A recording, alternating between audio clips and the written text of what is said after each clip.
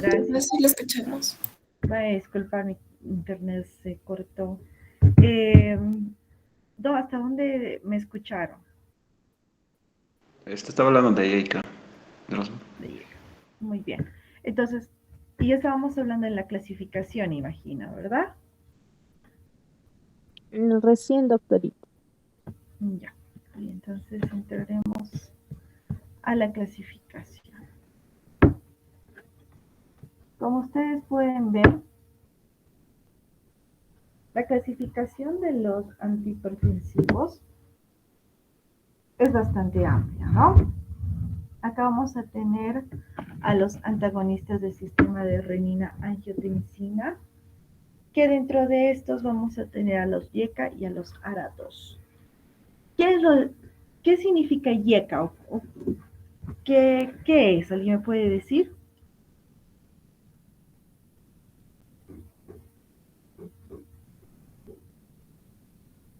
Hola.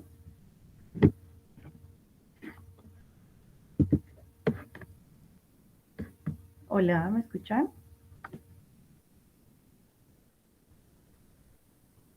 Doc, los YECA son los inhibidores de la enzima convertidora de angiotensina y los ARA son los antagonistas del sistema renina-angiotensina, si no me equivoco.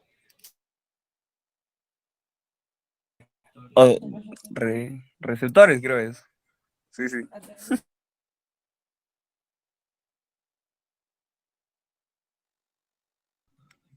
¿No?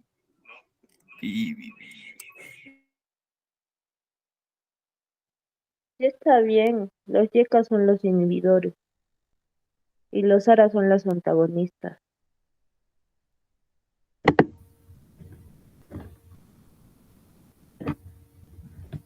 Ambos son los que inhiben el sistema renina-angiotensina. Exacto, ambos son los que van a ir a inhibir el sistema, ¿no? Renina-angiotensina. Entonces, van a disculpar otra vez. Pueden ver la pantalla, ¿verdad?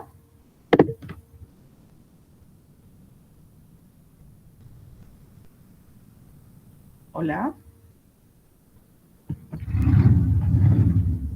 Se ve. Sí, se puede ver.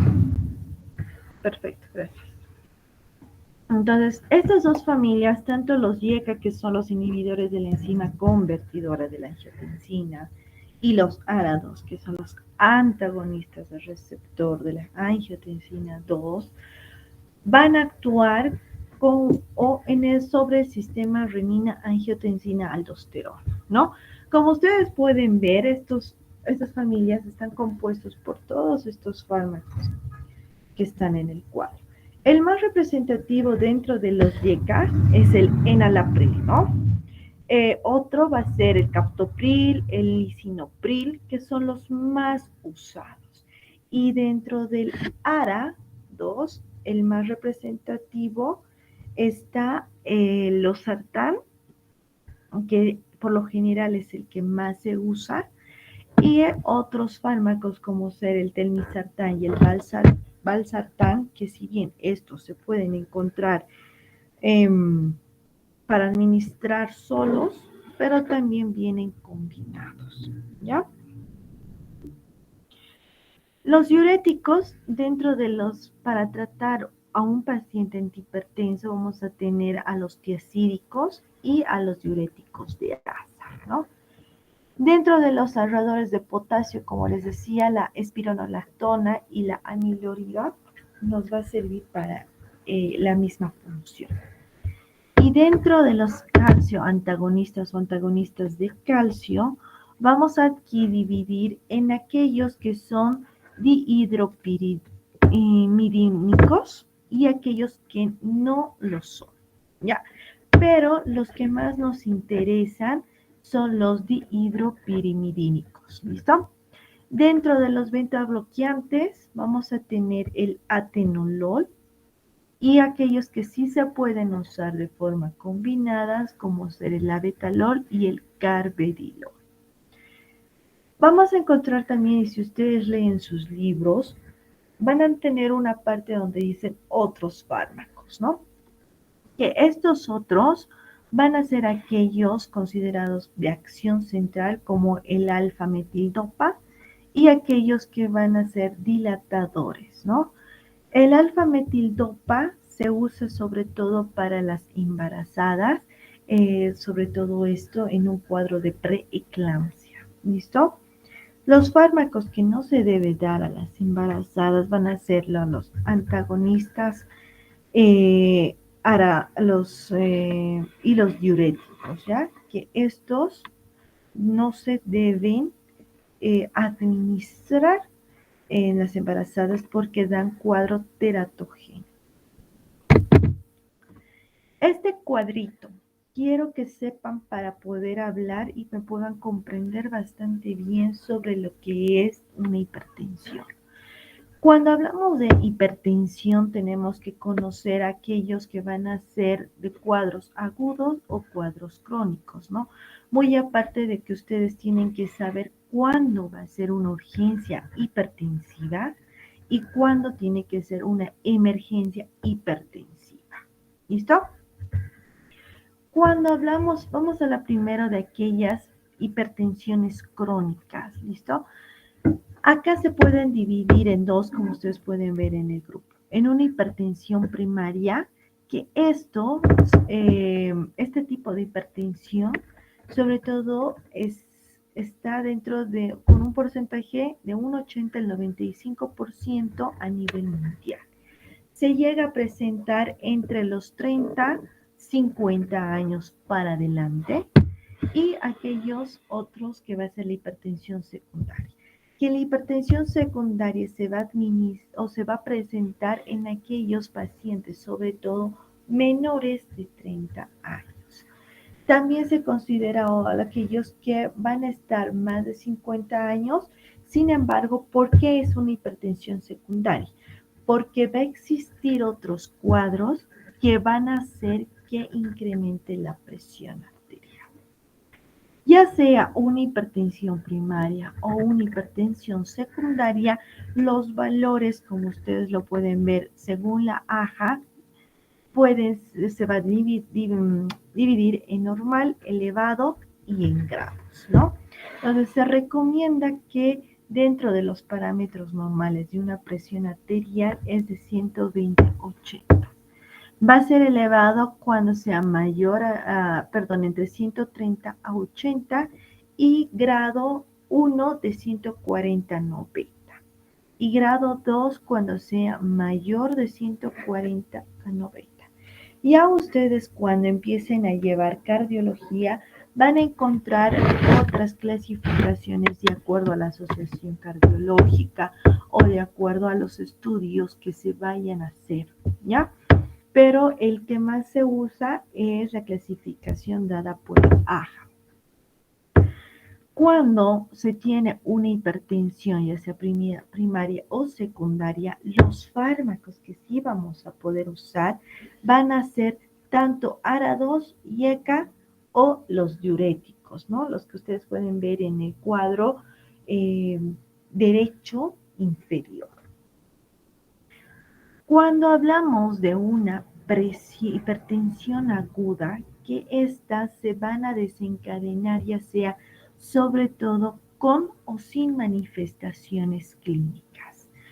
Ambas, tanto la urgencia como la emergencia, llega a ser perjudicial para la persona porque puede desencadenar a una muerte, ¿ya? Obviamente que en ambos tenemos que diferenciar que la urgencia no va a tener una alteración a nivel del órgano blanco, no va a haber un daño, mientras que en la emergencia sí va a existir el daño hacia el órgano blanco. ¿Listo?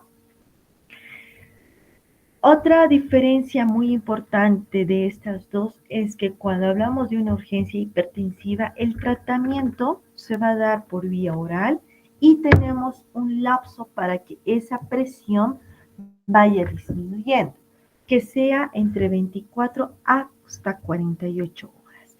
Pero con la emergencia hipertensiva no vamos a poder tratar la presión arterial con fármacos que se vayan a dar por vía oral. Estos fármacos tienen que ser directamente intravenosos y se debe administrar o hacer el tratamiento entre la primera y la segunda hora que se haya diagnosticado una emergencia hipertensiva. ¿Ya?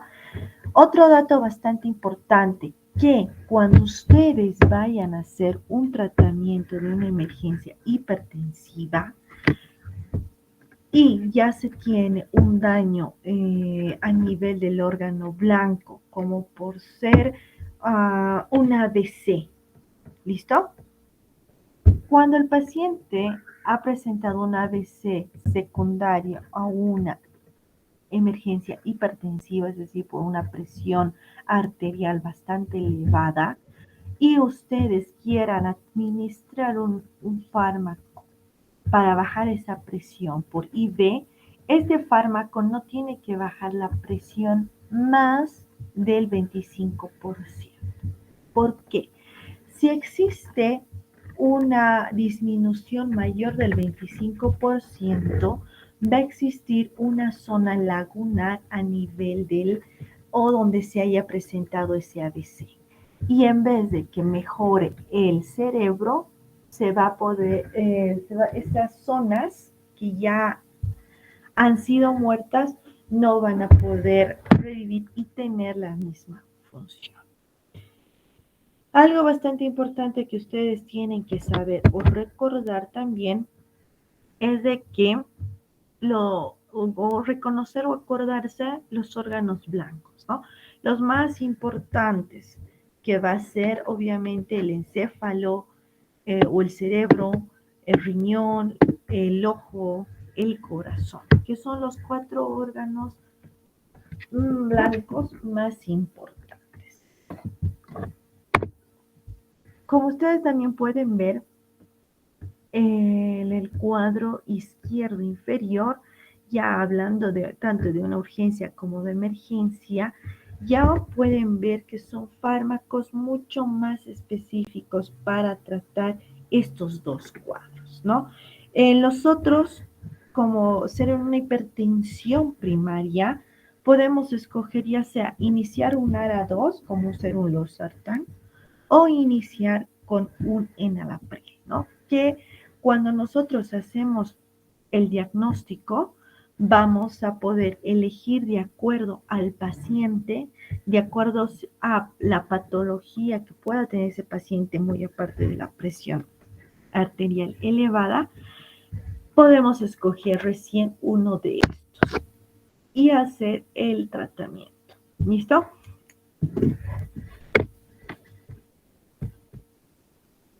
Muy bien, continuamos. Hablamos sobre los YECA y los ARA2. Hablando del enalapril, que es un YECA, la dosis diaria, o bueno, una dosis mínima con una dosis máxima va a ser de 2.5 hasta 20 miligramos. El tiempo de administración se puede dar 1 hasta 2 veces al día y la vida media llega a ser de 11 horas. El losartán, como ustedes pueden ver, tiene un tiempo de administración de 1 día y la vida media es de 2 horas. Un dato importante que tenemos que recordar sobre el enalapril es que es un fármaco que se va a ir acumulando, ¿ya? Y esto va a producir también de que baje la presión arterial de forma rápida. Por eso, uno de los efectos adversos del enalapril es causar una hipotensión. Mientras que el losartán, este fármaco va a ir poco a poco a mantener una presión normal porque se va a ver esta presión adecuada después de 4 semanas posteriores a la administración del fármaco. Si ustedes quieren hacer un seguimiento a su paciente cuando tome losartán, Lo tienen que ver después de 4 semanas para poder ver si está haciendo efecto y le está sirviendo ese fármaco a su paciente. Estos fármacos se van a ir a metabolizar a nivel del hígado, se van a eliminar a nivel renal, un 70% y un 30% se excreta a nivel biliar. Hablando de las interacciones medicamentosas, sí podemos administrar los YECA y los ARA2 asociados a los diuréticos tiacídicos, ¿ya? Y no tenemos que administrar con los AINES porque van a disminuir la función de los YECA y de los ARA. Con los beta bloqueantes hay que tener bastante cuidado, por lo general no se deben administrar de forma asociada.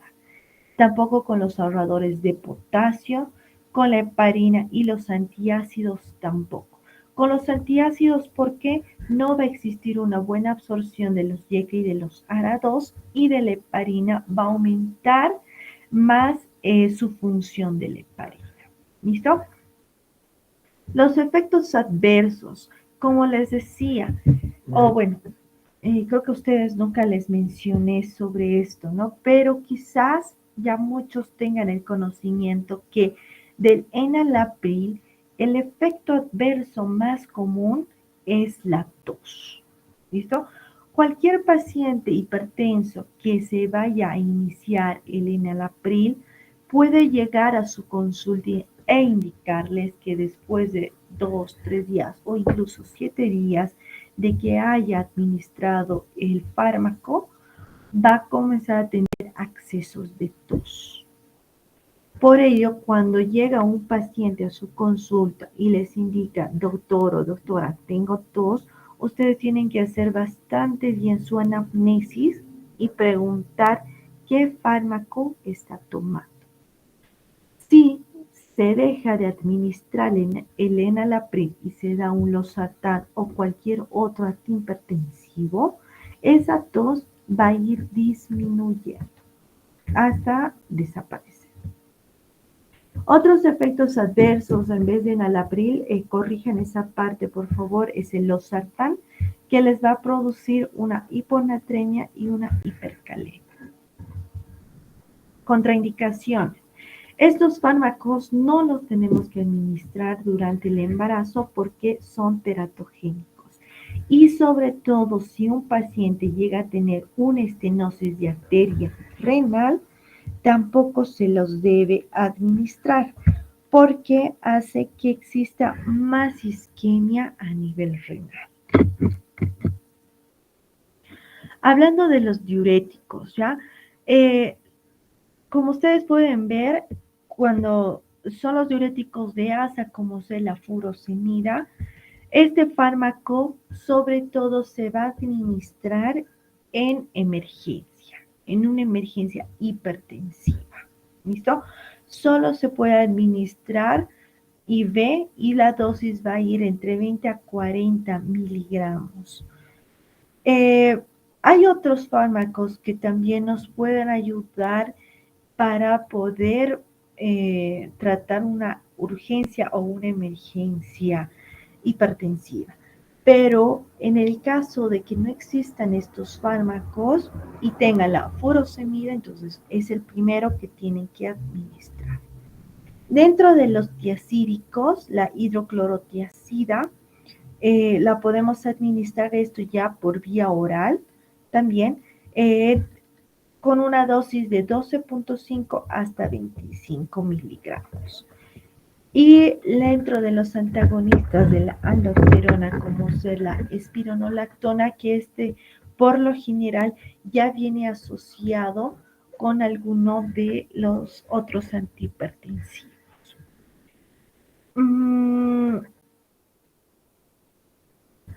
Estos fármacos también se van a ir a metabolizar a nivel del hígado. Hay que tener bastante cuidado cuando se vaya a usar sobre todo la furosemida, ¿no? Porque estos van a producir ya sea sobre todo alteraciones a nivel electrolíticas. Hablando de los antagonistas de calcio, el más común va a ser los dihidropirimidínicos, que acá vamos a hablar del amlodipino y del nifedipino, ¿no? Que estos dos fármacos nos van a ayudar también a poder tratar la hipertensión, ya sea a corto o a un largo tiempo. También los podemos usar de forma asociada. Y respecto a los no dihidropirimidínicos,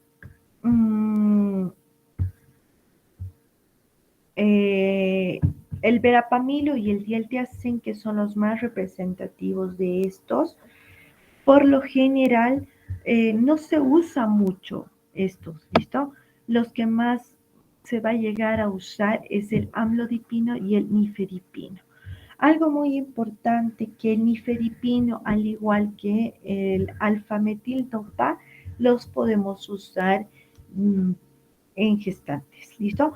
Ya sea el alfametildopa sobre todo para la parte de una preeclampsia, y también el nifedipino.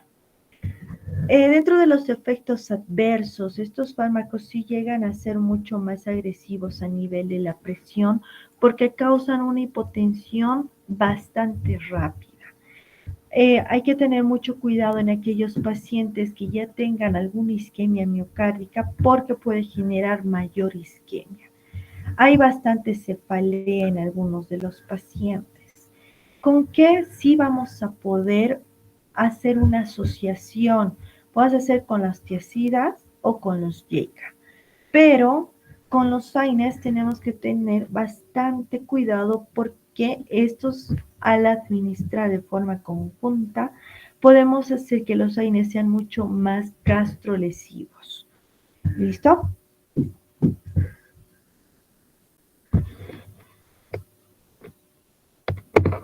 Ya. Hablando ahora sobre los antagonistas de los receptores adrenérgicos. Acá vamos a hablar de los beta bloqueantes, como ser el bisoprolol y el atenolol, que bueno, estos fármacos por lo general los vamos a administrar solo por IV, para tratar más que todo una urgencia o una emergencia hipertensiva, tanto los beta bloqueantes normales como los combinados, ¿listo? El carvedilol sobre todo lo vamos a utilizar para hacer o tratar una insuficiencia cardíaca, ¿no? Como lo habíamos visto en los meses, en las semanas pasadas. Estos fármacos también se van a llegar a metabolizar a nivel del hígado y se van a excretar, sobre todo el abetalol a nivel renal, y los demás solo se llegan a metabolizar y a eliminar mediante la bilis. ¿Con quiénes sí vamos a poder hacer una asociación? Con los diuréticos, con los YECA o con los ARA2. ¿Listo? Muy bien, muchachos. ¿Alguna pregunta, alguna duda que tengan?